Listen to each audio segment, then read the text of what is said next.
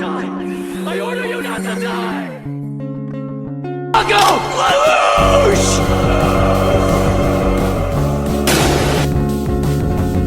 Alright, so you may be wondering, what's up with the mustache? You look a little bit different. Well, I'm just trying to grow my mustache out like Omni-Man, you know, look, get that sash. No, I'm joking.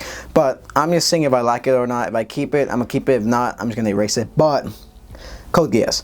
But before I actually do begin the video, I have two announcements I want to get out the way. So the first one is I'll be hosting the first ever official Kaguya-sama cosplay meetup at Anime NYC. For more details, check out my video, link in the description. It's also my second YouTube channel, so if you're interested, go check that out because I'm super excited. So if you're gonna be at Anime NYC, definitely go there, check that meetup. It's gonna be really fun.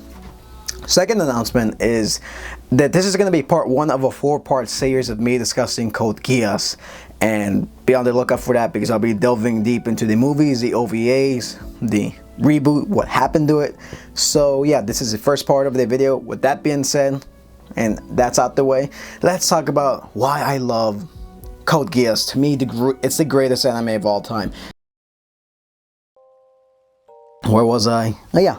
One of the main things that I like about Code Geass, that to me is pretty fascinating as a historian, like as a amateur historian, you could tell, is the fact that Code Geass is essentially our own world, but with some twists and modifications to their history. It's basically an alternate history, alternate reality, basically a big what-if scenario. What if everything went entirely wrong and this is the future that we got? If you're not too familiar with what alternate history is, it's basically what-if type of scenarios, similar to what if the Germans won the Second World War, what if America never formed, what if the world wars never happened, those types of scenarios. I can name a few authors. One of the major ones is Harry Turtledove. He writes some pretty fantastic, some pretty intriguing what-if type of scenarios regarding history. There's some pretty fascinating ones out there. There's a lot of YouTube channels out there. I would recommend just like search it up if you want to find a specific topic. There's a lot more people that know about this topic than I do, that are more qualified to talk about it. But that's really one of the main reasons that I love about Code Geass, just because it's basically our world, but minor events in history led to this world of Code Geass, such as 100 Years War, such as the Napoleonic Wars actually succeeding and Napoleon Bonaparte conquering all of Europe and forming the European Confederation, and what the American Revolution never succeeding. It ultimately falls to what we now call the Kingdom or the Empire of Britannia, the Holy Britannian Empire. The entire Western Hemisphere is conquered by the Britannians. Like, you have all of North America, you have all of South America, even some parts of Greenland is all under the flag of the Holy Britannian Empire, which to me is a really fascinating thing that about this alternate history. And Sakuradite is basically like their rare mineral, kind of like oil, but a bit better, that was found in Japan, and then they go war over it. World War II is somewhat in reference, but a lot of stuff that happens in our own realities happened in the world of Code Geass, which to me is pretty fascinating. If you guys want a longer explanation on the timeline of Code Geass, like the historical context of it, there's actually a pretty great video out on YouTube. I'll put the link down below in the description because I can't really talk too much about it because it's a lot of like historical analyzing and stuff like that. It's a wonderful video. Go check that out because it is really good. I just wanted to point out that's one of the main reasons I love Code Geass, because it references a lot of stuff regarding history. The story of Code Geass to me is a pretty fascinating one because it's ultimately a revenge and redemption story at the same time, which is what I really love about the series, as well as being a military series, being a mecha series, which I wasn't too much of a big fan of mecha, but mecha doesn't really come too much into play in Code Geass just because it is ultimately the story about humans, and the mechas, like the robots, they're just kind of a tool to tell the story, which to me is a pretty fascinating one. And up until that point, when I first saw this series, I never saw anything quite like this, which is what got me really invested in it, because aside from the military aspect, because I was a big fan of like military history, this is what ultimately got me like invested, just because like how much like bureaucracy, how much like wish-wash and military stuff they were talking about, I really found it pretty fascinating. And to me, the story of Code Geass, it's interesting because it follows one man as he tries to take his revenge and then ultimately tries to redeem himself in the eyes of the world and in the eyes of those who he views as friends, he views as family. Because the story follows Lelouch v. Britannia, a discarded prince from the kingdom from the Empire of Britannia. He is sent away to Japan to meet Suzaku and his family. He's taken in by them, but that friendship won't really last too long, as ultimately the Britannian Empire invades Japan for their resources, and then they unconditionally surrender, and Japan is now renamed Area 11. Basically every province, every area that Britannia touches, that it conquers, it renames them into numbers, because they only view people as numbers. They view them as resources, and therefore they should not have a name and identity. And this comes much into play later down the story, including the spin-offs, including the movies, whatever the case is. It is pretty fascinating. We jump a few years later. Lelouch now goes by Lelouch Lamperouge to hide his true identity as a discarded prince of the Empire. And then he just lives his day-by-day life. He ends up feeling like his life is kind of meaningless, because he's just a cog in the machine going his day-by-day. Similar to how like most people view, like feel probably at work, like you just feel like a cog in the machine. And until one day he ends up like getting involved in a big accident. He ends up like getting linked to this organization. They try to execute Lelouch, and ultimately he gains the power of the king, also known as Geass, from this mysterious green-haired woman known as C2. He ends up gaining this ability to manipulate others' memories, and he uses this to his advantage to wage his one-man war against the Britannian Empire and against ultimately the Emperor of Britannia. He ends up donning the identity of Zero, this masked vigilante, as well as forming the Black Knights, his own personal army, his own vanguard, to wage war against the Britannian Empire. And as the story progresses, we see him succeed and fail, and many times, and many failed rebellions and many successful rebellions. He ultimately accomplishes his goal, but not first without destroying the entire world and then ultimately saving it. That is a really simplified version of Code Geass. I skipped a lot of important information regarding some characters, whatever, but like I said, I wanted to avoid spoilers for those of you that haven't seen it. That's just like the main plot premise of Code Geass. That to me is something that got me into the series. It is a pretty fascinating one. The way Lelouch is handled in this series, as he's viewed, he's not really shown to be like the strongest, the smartest character throughout the series, because he's outsmarted several times in this series. He's beaten up a lot throughout the series.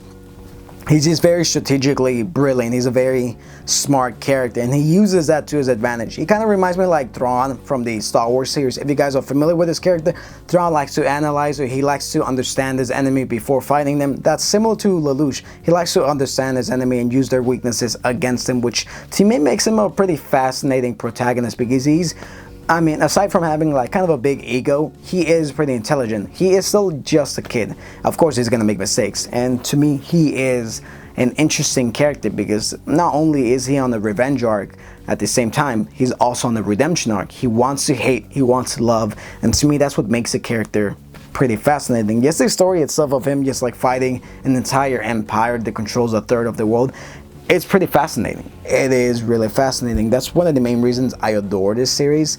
But speaking of adoring, let's talk about the characters, because the characters, ooh, man, they are very fascinating. Suzaku Kuru, I cannot say the name. Suzaku Kurugi, yeah, him. I hate this character so much. I don't really care what anyone says. I despise this character with such ferocity. Like, oh man, like he annoys me so much. He is such a hypocrite. And that's how you know a character is really well written, because if you can hate them and if you can like them at the same time, they are really good character that's pretty well written.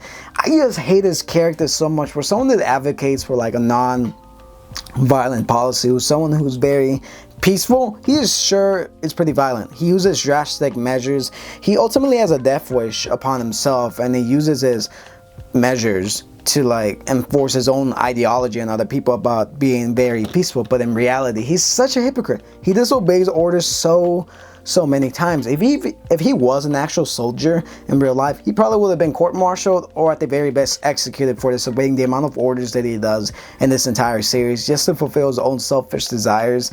It's really annoying. I really despise him as a character just because of everything that he does. It's just so annoying. He has so many chances to be a better person, so many chances in the first season to join Lelouch, to join them, join a good cause to be hope for people. But no, he wants to end up doing his own thing. He wants to change the system from within. And as Lelouch ends up saying later in the series, you can't change the world without getting your hands dirty, which is ultimately true. And Suzaku ends up doing that later on throughout the second season, Art 2.